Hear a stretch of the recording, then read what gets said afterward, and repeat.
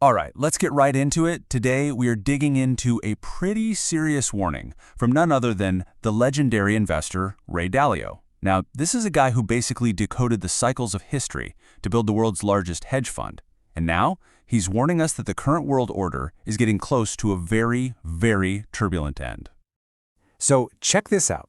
When somebody asked him if he was optimistic about the future for two of the world's leading powers, his answer was incredibly blunt. For the UK? No. Okay. What about the United States? No. That one simple word, repeated twice, sets a really serious tone. And honestly, it forces us to ask a huge question. Okay, so let's really unpack this. Why would someone who has literally made billions of dollars betting on the future be so pessimistic? It's a massive question, right? But to understand his answer, we can't just look at today's headlines. No. According to Dalio, you have to look back. You have to look at the predictable patterns of history. See, here's Dalio's core insight, the idea that his whole worldview is built on. History isn't random. He believes it moves in a recurring, predictable pattern that he calls the big cycle. You can think of it like a life arc, but for entire empires. And understanding where we are in that arc, well, that's the key to everything. So what exactly is this big cycle? Just think of it like a nation's lifespan. It kicks off after a major world war, when the winners establish a new world order. Now this new order, it tends to hold for about a human lifetime. We're talking roughly 80 years. But then internal and external pressures start to build up, things start to fray at the edges, and eventually the whole system breaks down, leading to another major conflict and the start of a whole new cycle. And this is where it gets a little scary, because this timeline is so critical to where we are today. The last big cycle started in 1945, right at the end of World War II. You do the math, that's almost 80 years ago.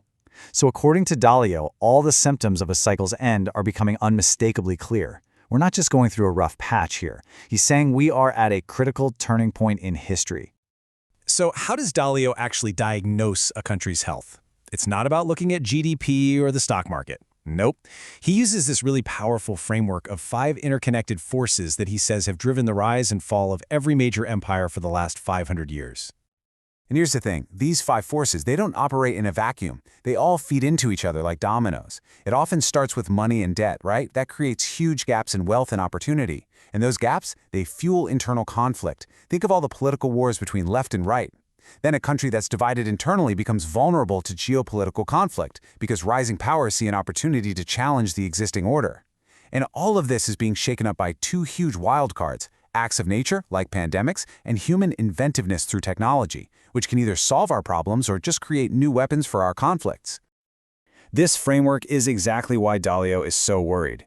When you apply it to the US and the UK, you just see red flags popping up all over the place. Both have massive debt problems. Both are dealing with extreme internal political division. Both are tangled up in major geopolitical conflicts. And while the US is still a giant in technology, he argues that the UK just doesn't have the culture or the capital markets to compete at that same scale anymore. Now I know, hearing all of this can feel pretty overwhelming.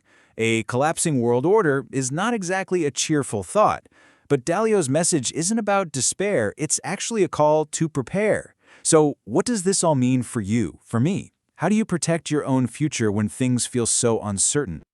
Well, Dalio lays out a really clear playbook. First, get your financial strength up. Really focus on how you earn, spend, and save. Second, and this one is huge, you've got to stay flexible. He uses this Chinese saying, a smart rabbit has 3 holes. It just means don't get tied down to one location or one single asset. You also need to invest in knowledge so you can adapt to what's coming. Find your passion so that your work actually means something to you. And last but not least, find good mentors. Learn from people who have good character and real capabilities. But you know, all of this practical advice, it's all built on top of something much deeper. It's a single, powerful philosophy. It is the core principle that has guided Dalio not just through his analysis of history, but through every market crash and every personal setback he's ever had to face. It all comes down to this simple but powerful equation. Pain plus reflection equals progress. Look, setbacks, failures, painful moments, they are inevitable. They're going to happen. But Dalio argues that they are also your single greatest source of learning. The key is to calm yourself down in those moments, reflect on what reality is trying to teach you, and then develop principles to deal with it better the next time around. And make no mistake, this is not just some philosophical idea. This one principle is what Dalio credits with helping him build his company Bridgewater into the largest hedge fund in the entire world, managing over 150 times billion dollars. He turned his biggest, most painful market losses into his greatest lessons, which then became his greatest successes. So as we face the end of this 80-year cycle with all of its challenges and all of its uncertainties, the ultimate question Dalio leaves us with is a really personal one. The world is going to present us with some painful realities. So the question is, are you prepared to reflect on them, to learn from them, and to turn them into your own progress?